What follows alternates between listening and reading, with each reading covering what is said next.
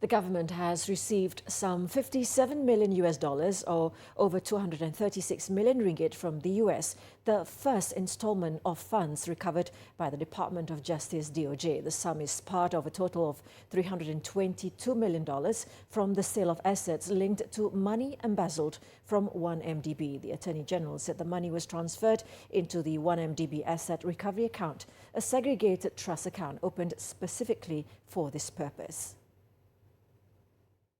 In a statement today, Thomas said this sum was forfeited from Red Granite Pictures, a US-based film production company linked to former Prime Minister Datuk Sri Najib and his stepson Riza Aziz.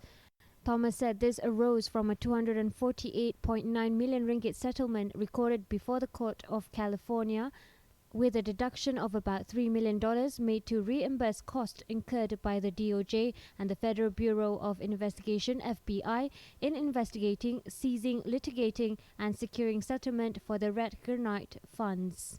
Also included in this deduction were the costs incurred by the DOJ and FBI in investigating, seizing and maintaining the super yacht Equanimity for 9 months. Once owned by fugitive financier Joe Low, it was reported that Equanimity was bought for 1.42 billion ringgit using funds linked to 1MDB.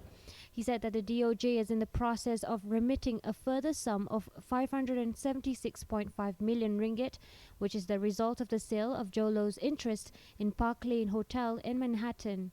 Thomas said Malaysia has recovered 1.3 billion ringgit worth of 1MDB assets since investigations into 1MDB effectively began after the 14th general election in May 2018. He said that a separate sum of 152.2 million ringgit of funds traceable to 1MDB has been ordered by the Singapore courts to be repatriated, and that 45.7 million ringgit was credited into 1MDB asset recovery account between September last year to March this year.